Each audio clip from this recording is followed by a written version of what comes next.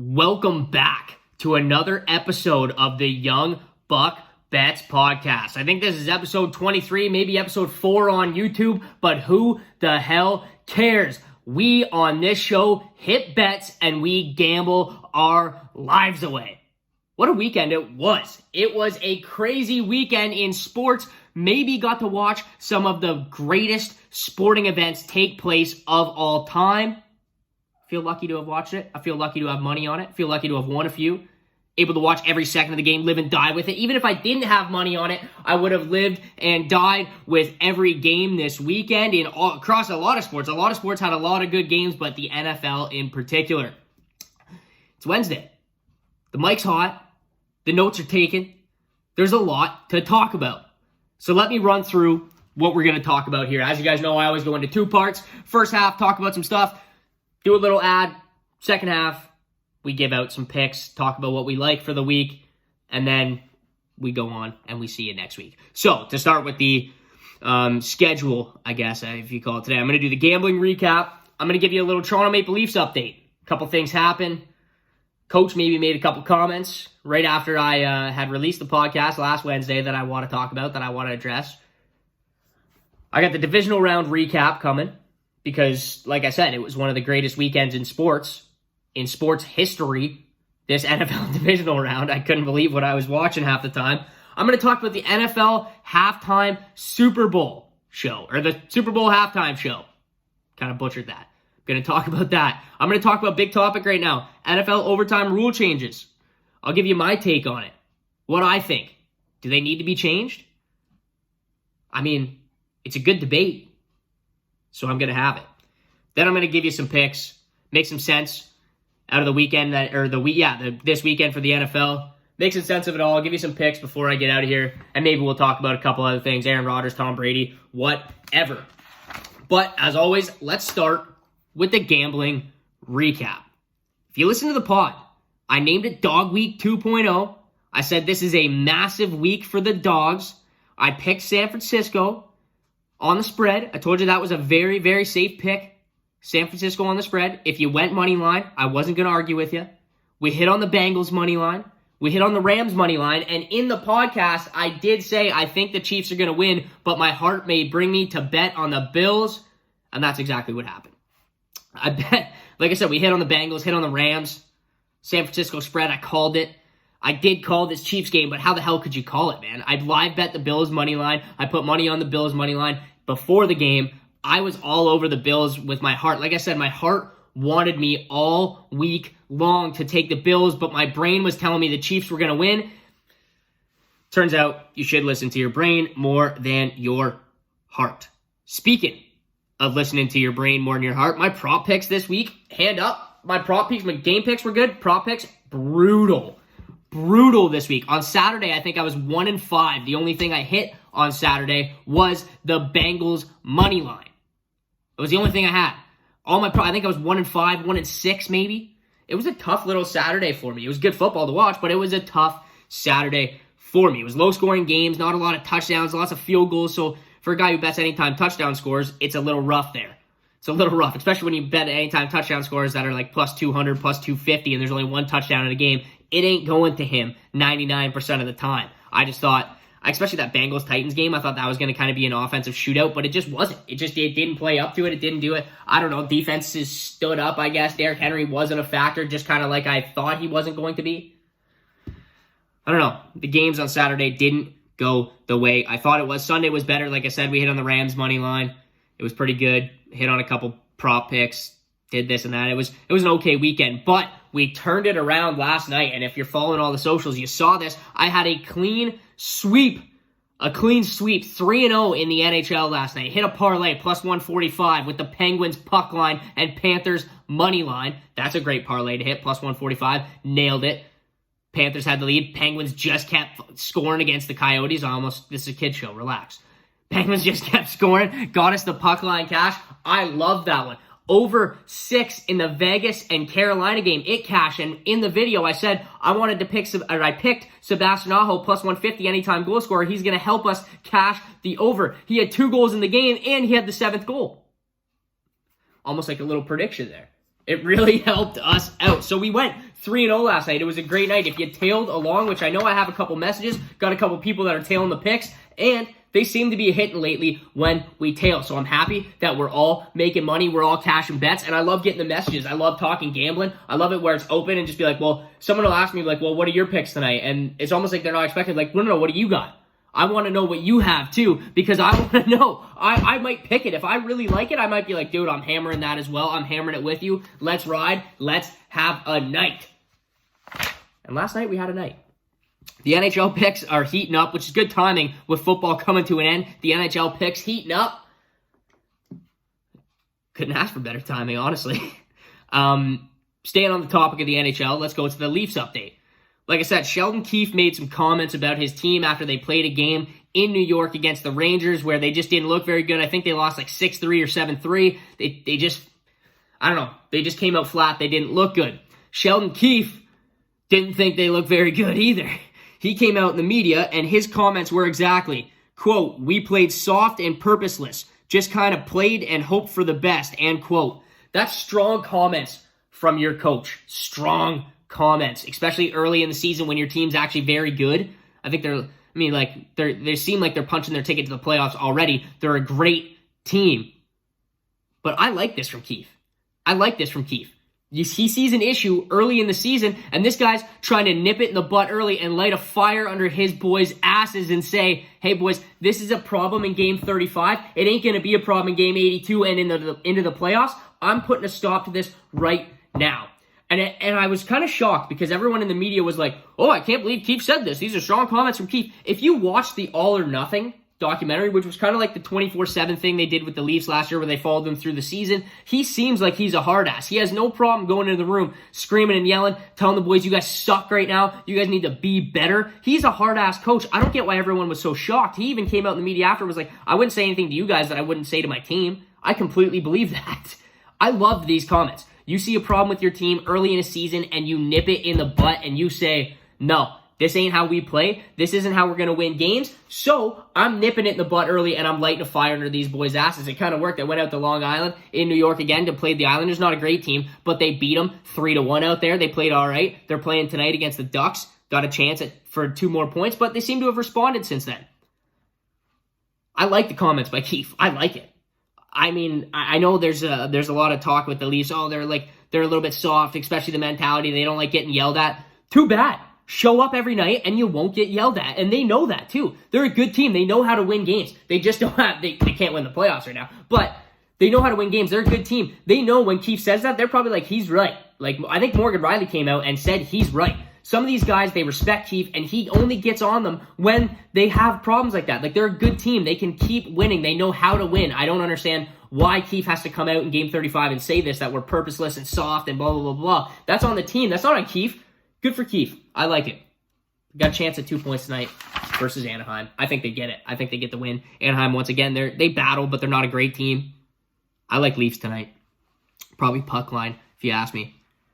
But now, I have to recap. I have to recap the divisional round weekend. It was the best weekend in sports that I can remember watching. All 4 games ended regulation with a game-winning or game-tying field goal. Obviously, in the Chiefs one, they tied it, went in overtime, whatever. But all 4 games ended regulation. Like, the last play of the game decided the game in all 4 games. That is something you almost never see, especially 4 in a row like that. It was like, if I was a cat, I have like 2 lives left from watching these games. I was just losing my mind. There was comebacks, shootouts, great defense, great offense, great performance, like single guy performance. Like, there was everything that you could possibly want. If you were like a guy who was maybe like a fringe football fan and you were like, you had a buddy like, hey, come to the bar and watch this Sunday in particular. Come watch these 2 games, maybe one of them, maybe just the Bills game. We'll go at 6:30, we'll go for some wings, we'll go for some pints, and we'll watch this game. You would be hooked for life. You would be hooked for life. I would assume that's what it'd be like taking the first hit of meth would be like, where you get that first high and you never find it again. You never find that Bills and Chiefs game was insane. I was standing up in my seat. My legs were hurting. I was running around the apartment. I was putting out reaction videos.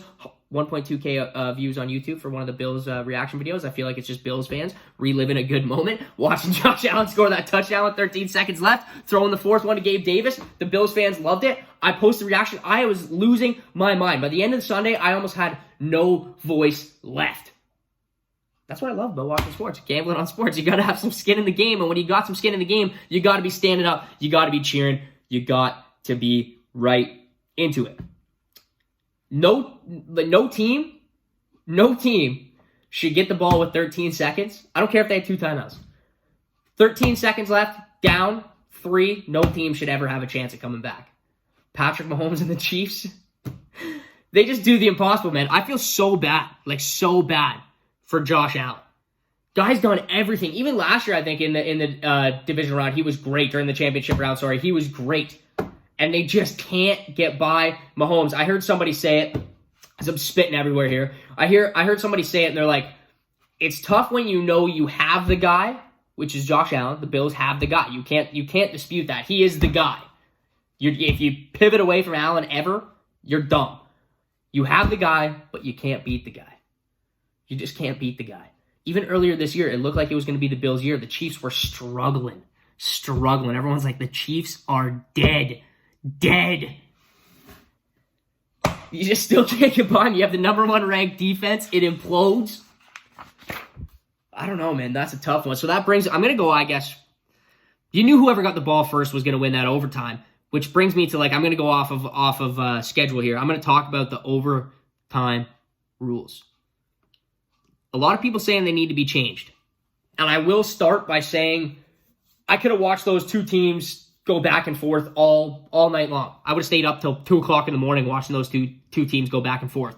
I would have loved to see the Bills get the ball, get a chance at retaliating, getting a touchdown themselves, pushing into a different scenario. But there's a saying in sports. It's been around for, it's been around for way longer than me. Way longer than me. I remember hearing it when I played whatever. Offense wins games. Defense wins championships. That's NFL overtime to a T.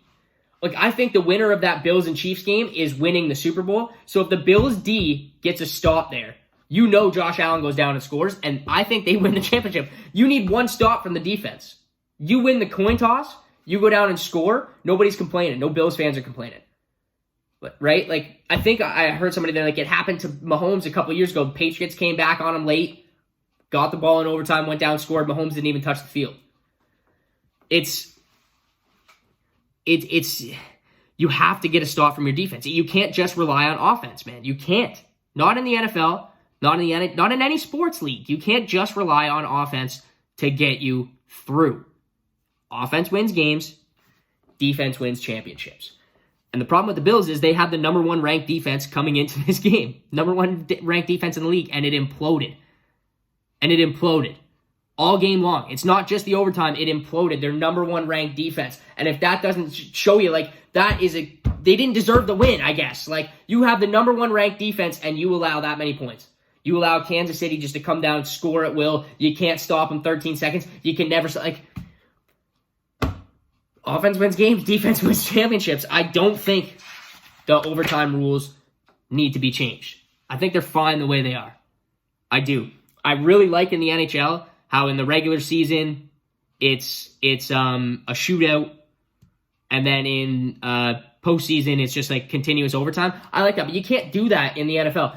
I wouldn't want to see in the regular season 2 guys line, or a team just line up from the 25, another team line up from the 25, and you just go until someone doesn't score. I don't want that in the regular season. I like the NFL overtime rules. It solidifies the NFL kind of mantra of every single play matters.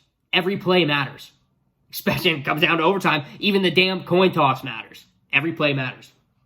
Get a stop, baby. Get a stop. I think the Bills win the Super Bowl. But before I get into the ad, that's all I got for the first half. We'll get into the second half. Before I get into the ad, I got to plug myself here before I plug somebody else. You got to follow my Instagram, TikTok, Twitter, @Dylan Kelly Show, right here on YouTube. Make sure you're subscribing. Make sure you're liking the videos. I post a bunch of shorts. I'm posting pics all the time. I got content coming out the yin yang. Make sure you're following. I love it. Don't miss out. Let's get into the ad.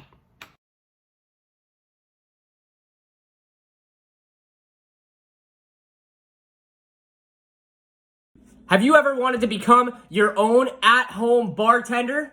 Me too. And if so, I have the product for you. Cocktail cards, 100 plus cocktails, video instructions, step-by-step instructions on how to make the drinks, what glasses you should use, and everything in between. I am addicted to the Tom Collins right now. Love this product. They haven't sponsored the pod yet. Go get it. Cocktail cards. Go online, find it now.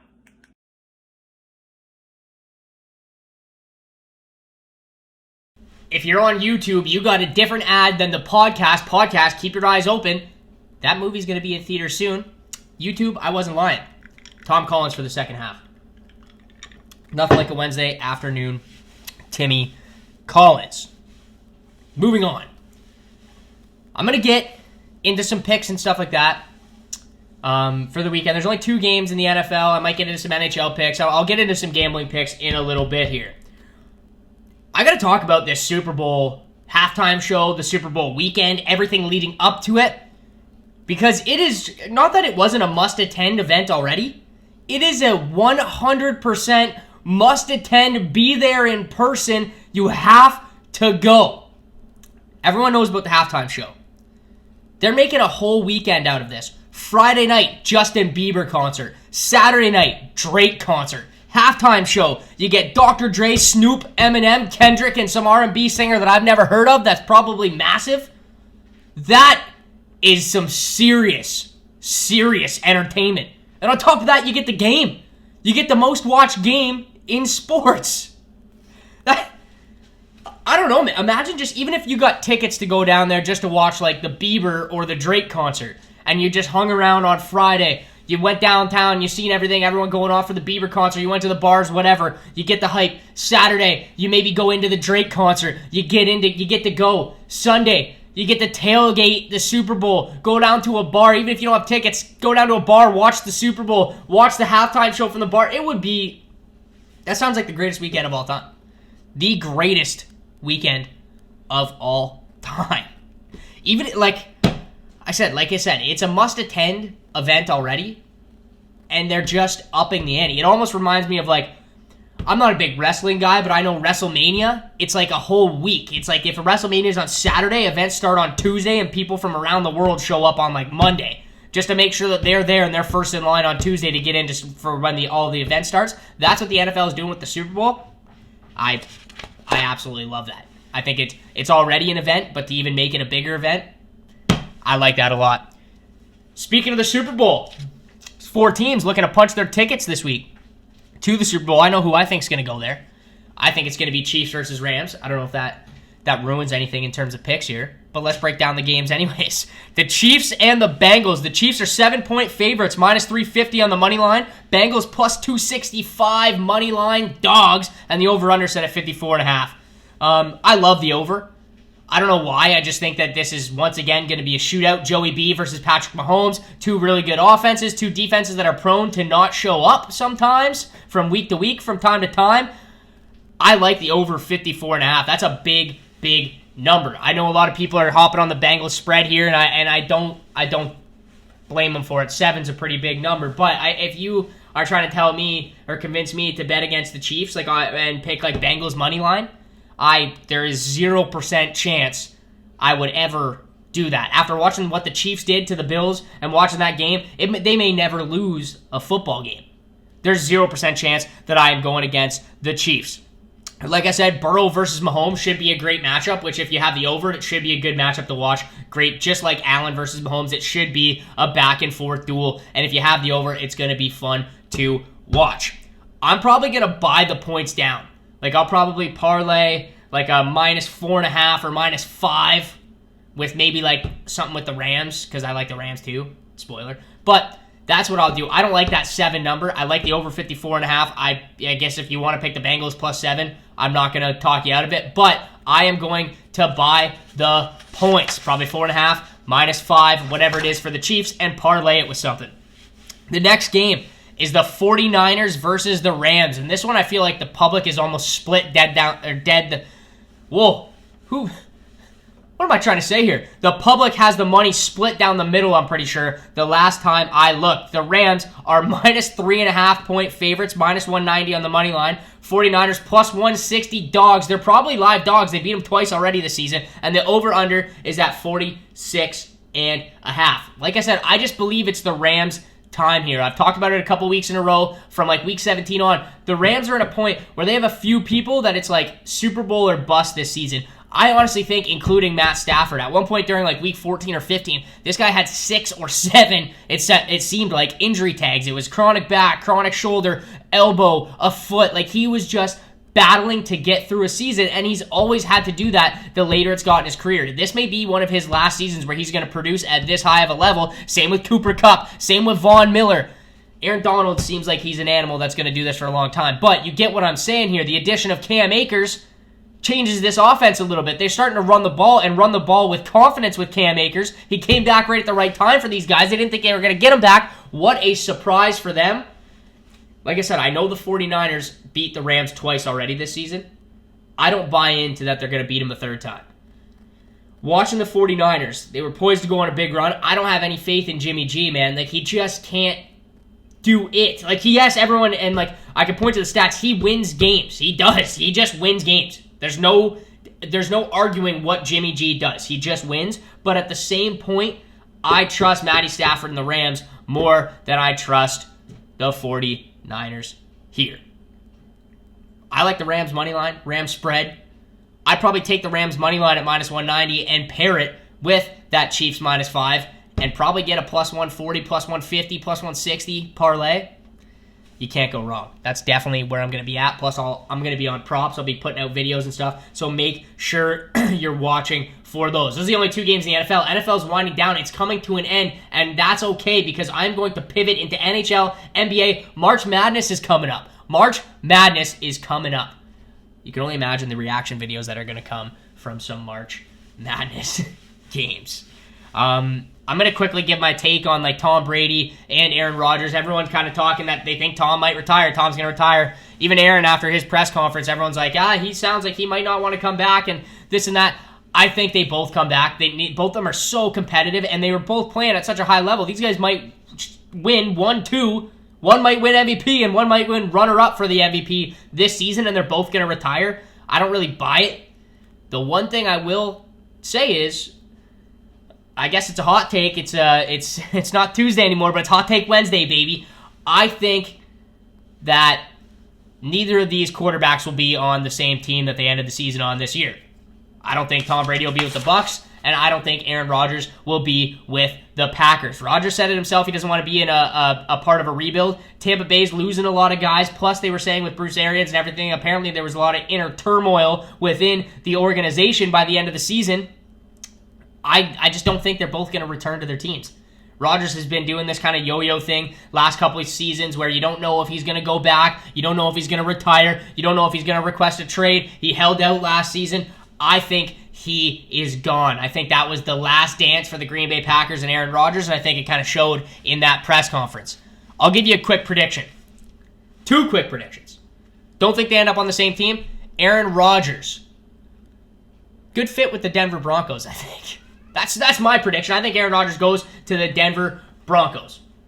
Good receiving core. Jerry Jeudy, Tim Patrick, Cortland Sutton, Javonte Williams in the backfield. Okay defense. Denver seems like a pretty good fit for a guy like Aaron Rodgers. And then Tom Brady, if he doesn't go back to the Bucs, like I would say it's 50-50 in my mind, maybe 60-40 that he goes back to the Bucs. But that 40%, I'm going to take it, and I'm going to say, it's tough, but I'm going to say Tom Brady to the San Francisco 49ers. I know they got Trey Lance sitting there waiting, but how is it for Trey Lance to be like, hey, buddy, you're not going to start this year, but you're going to sit behind Tom Brady? You're not sitting behind Joe Blow. You're not sitting behind Jimmy G for another year. It's Tom Brady. Learn from this guy. Watch what he does. Get better. Go to the school of quarterback behind Tom Brady, and you'll be our starter next year. One and done year in San Francisco for Tom Brady. That's what I could see. I could see Brady with the 49ers, Rodgers with the Broncos. I can see it. Those are a couple hot takes. I like them. I just don't think they retire. They're too competitive. They're playing at too high of a level. that's all I got in terms of NFL stuff. I'm going to go off the top of my head here. I would go Leafs puck line tonight against the Ducks. If you're looking at goal scorers and stuff like that, Willie Nylander has been a great pick all season long. Mitch Marner's been a good pick lately. He's been streaking. There's a few guys on Anaheim. Trevor Zegras has been decent. I haven't looked to see who's in and out of the lineup, so someone might message me after this and be like, everybody you said's out of the lineup. I don't really know. I haven't followed. I'm just doing this off the top of my head. I would like Leafs puck line, Willie Nylander to score a goal, maybe Marner, maybe Zegras. I have a couple things. I don't know. Maybe, depending what the over-under is, I think it's going to be a low-scoring game today. I think it might be 3-4-1 for the Leafs. So if it's 5.5, 6, I would hit the under in the Leafs game as well. That's all I got. That is all I got. It's a new era here on the Young Buck Bets podcast. We're on YouTube. We're throwing out more videos than ever. Social medias at Dylan Kelly Show. Go give them a follow, like, and subscribe on YouTube. I'll be back next week. And until then, peace.